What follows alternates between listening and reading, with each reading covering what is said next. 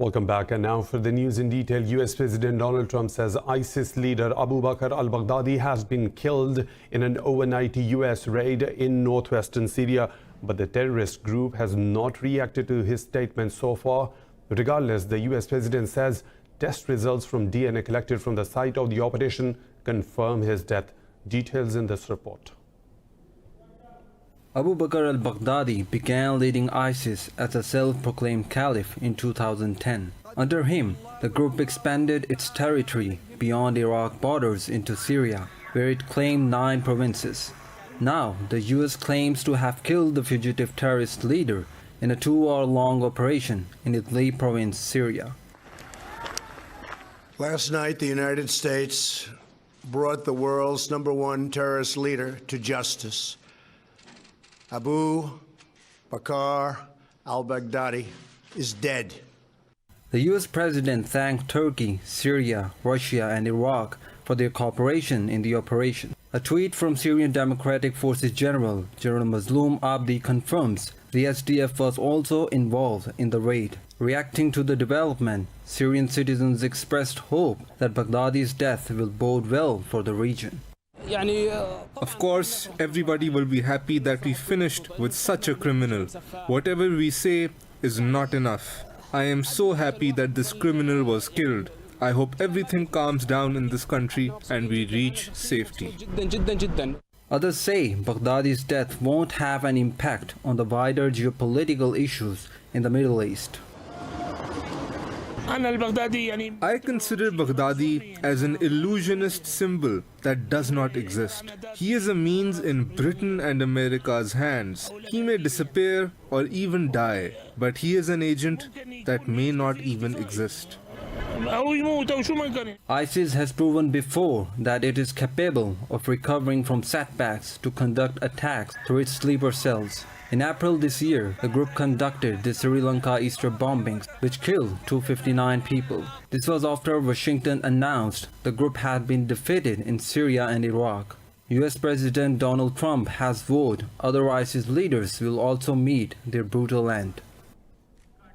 Fresh clashes have erupted between Turkey-led forces and Damascus-backed SDF troops in Syria's northeastern Ras Al Ain region. Turkey's defense ministry says a Turkish soldier has been killed while 5 others were wounded in the fighting. In a statement, the ministry said its forces responded to mortar and sniper attacks by the YPG fighters. War monitors say a higher death toll, saying 9 pro-Turkey troops and 6 SDF fighters were killed in the battle. Turkey and Kurdish forces agreed to a US-brokered ceasefire on 17th of October. Kashmiris living all over the world observed a Black Day today to mark the illegal occupation of Jammu and Kashmir by India. 70 years ago, Indian forces landed in the Himalayan region of Kashmir in violation of the Independence Act of 1947. Kashmiris in Islamabad, London, Kuala Lumpur, Brussels and other international capitals held demonstrations demanding freedom from India. Kashmir's all-party Hurriyat Conference workers held a protest against India in Islamabad. Pakistan's mission to the United Nations organized a photo exhibition in New York highlighting the plight of Kashmiris. In Australia, the Pakistani and Kashmiri communities also protested against Indian atrocities in big cities. Islamabad accelerated its diplomatic assistance to Kashmir after New Delhi revoked the occupied valley special status on the 5th of August. 9 million Kashmiris have been under siege for the last 84 days. The continuous lockdown has resulted in a severe shortage of food and medicine in the valley. Pakistan's Prime Minister says India has deprived Kashmiris of their right to self-determination. In a televised address to mark a Black Day against India's illegal occupation of Kashmir, Khan assured the people of the occupied valley of Pakistan's consistent support. More in this report. Over 100,000 Kashmiris have been killed by Indian forces since India occupied the valley on the 27th of October 1947. A number of United Nations resolutions have called for holding a referendum in the valley, but they are yet to be implemented. Reiterating Pakistan's support for Kashmiris, Prime Minister Imran Khan says the entire nation stands by the Kashmir cause. Khan said he will continue to raise the voice for Kashmiris. Today is a black day. Indian forces arrived in Kashmir 72 years ago.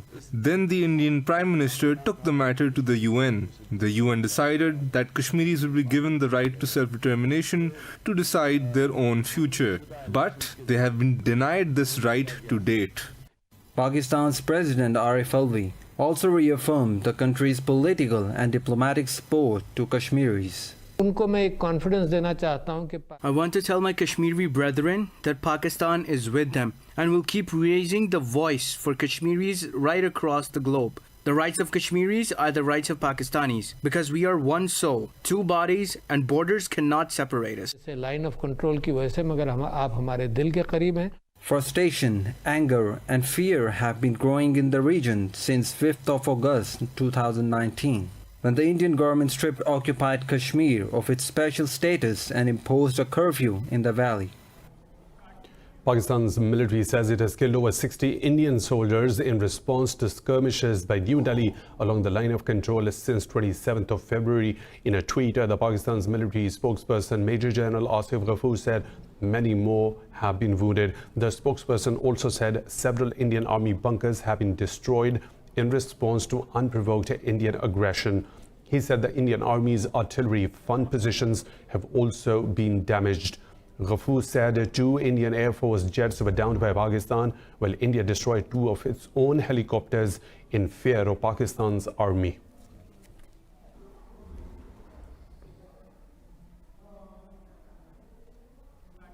US-led Afghan security forces say they have killed 80 Taliban fighters in Faryab and Kandahar provinces. Officials said the fighters were killed in joint airstrikes conducted in the last 24 hours. The renewed violence comes amid US Special Envoy Zalmay Khalilzad visited Afghanistan. He is expected to brief Afghan President Ashraf Ghani on peace efforts. This is Khalilzad's first trip to Afghanistan since peace talks between the Taliban and the US broke down last month. Earlier, Pakistani, Chinese and Russian officials met Khalilzad in Moscow and called for the resumption of peace talks.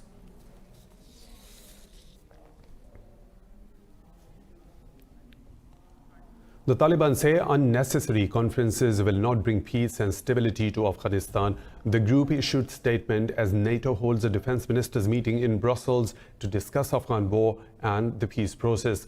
In a statement, the group said NATO needs to learn from its 18-year experience in Afghanistan and abandon the idea of a military victory.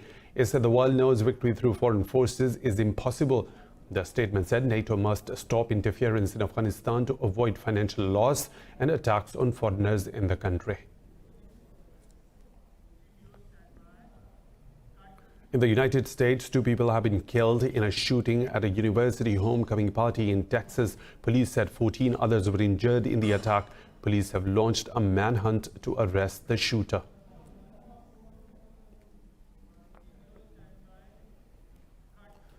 Moving on to Iraq, where 15 more protesters have been killed in clashes with the security forces as thousands took part in nationwide anti-government protests. Police say the death toll from the last 3 days of violent protests has risen to 67. Thousands of demonstrators have taken to the streets in nationwide anti-government protests. To contain escalating violence, Prime Minister Adil Abdul Mahdi ordered members of the country's elite counter-terrorism service to quell the protests. The troops fired tear gas and arrested dozens of protesters in neighborhoods surrounding Baghdad's central Tahrir Square. The overall death toll from violent protests has reached 224 over the past month. Meanwhile, the largest parliamentary bloc has left the government and joined the opposition in support of the protesters.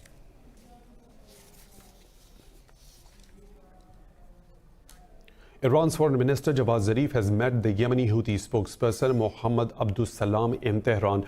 Zarif said a range of issues, including efforts to end the conflict, was discussed during the meeting. The foreign minister said the conflict in Yemen can only be resolved through an all-inclusive political process. Zarif expressed grief over civilian deaths in the conflict and offered humanitarian aid. Abdus Salam praised Iran's support for the Yemeni people and briefed Zarif on the latest developments in the war-torn country.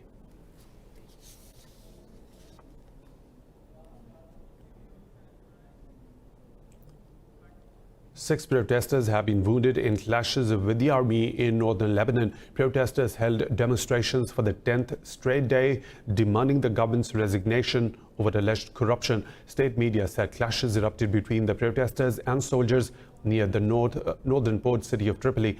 It said the army intervened to open a blocked key road connecting Tripoli to the city of Akkar. The Lebanese Red Cross said 7 wounded have been transported to nearby hospitals. Prime Minister Saad al-Hariri has called for an investigation into the incident. More stories to follow right after a short break. Stay tuned with us.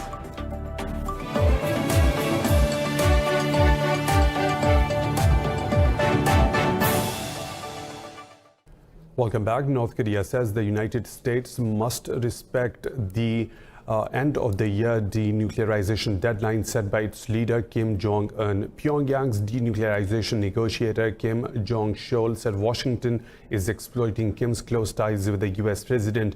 He accused Washington of using crafty and vicious tactics, urging other countries to impose sanctions on Pyongyang. Kim Jong-chol served as Pyongyang's denuclearization negotiator until the collapse of Hanoi summit in February. Earlier this month, negotiators from both the sides issued conflicting statements after a brief round of talks. North Korea has threatened to end its denuclearization offer if the US does not come up with a new method by the end of this year. In the UK, police have charged a driver with manslaughter in relation to the discovery of 39 corpses in a lorry in Essex. Maurice Robinson was arrested after the bodies of 31 men and 8 women were found in the trailer on Wednesday. He has also been charged with human trafficking and money laundering. Robinson will appear before a magistrate's court on Monday. 3 other people, including a woman, are also in detention on suspicion of murder.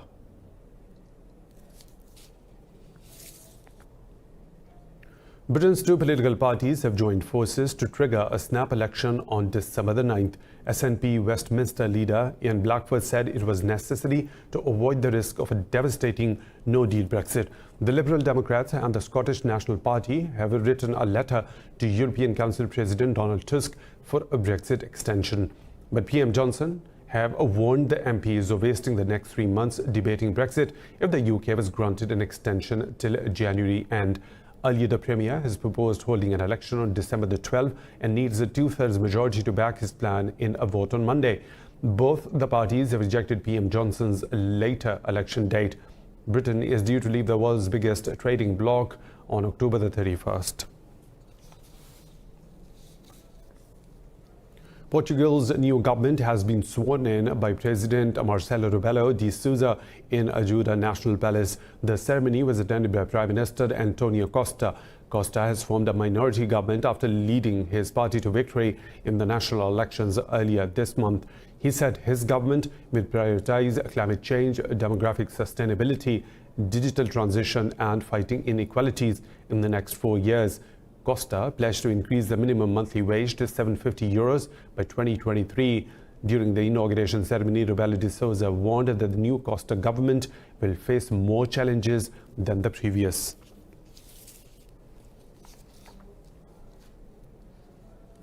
In Argentina, voting is underway to elect a new president amid an economic crisis that has left a third of the population impoverished. There are nearly 34 million registered voters in the South American nation. 6 candidates are vying for the presidency. Opinion polls show center-left candidate Alberto Fernandez holding a 20-point lead against President Mauricio Macri. To avoid a runoff, the candidate needs to secure 45% of the votes. A presidential candidate needs at least 45% of the vote to win in the election.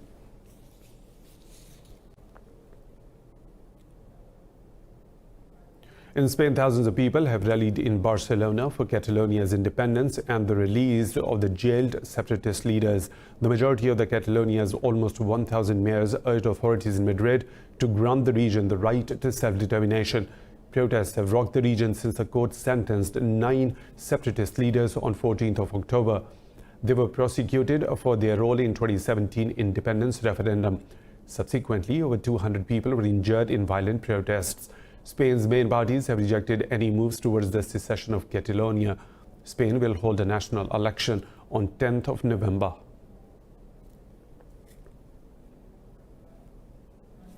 Ethiopia's Prime Minister Abiy Ahmed has warned of a further instability and ethnic violence in the country. In a statement, Ahmed called for an end to clashes between rival groups, asking them to observe tolerance and unity.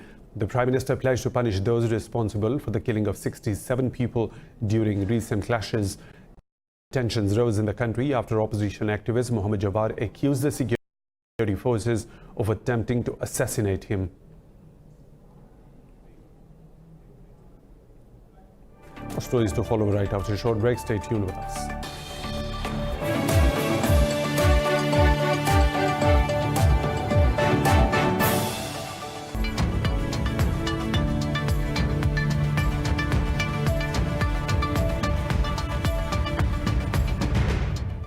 Lows and the highs of the business world now. The U.S. Treasury says the government's budget deficit has climbed to nearly $1 trillion in 2019 fiscal year. The fiscal deficit jumped 26% to over $900 billion, which is the highest since 2012.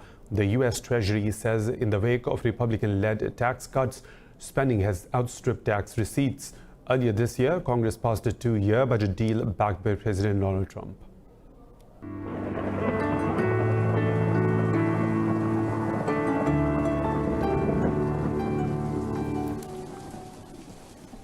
Another weather situation from around the globe.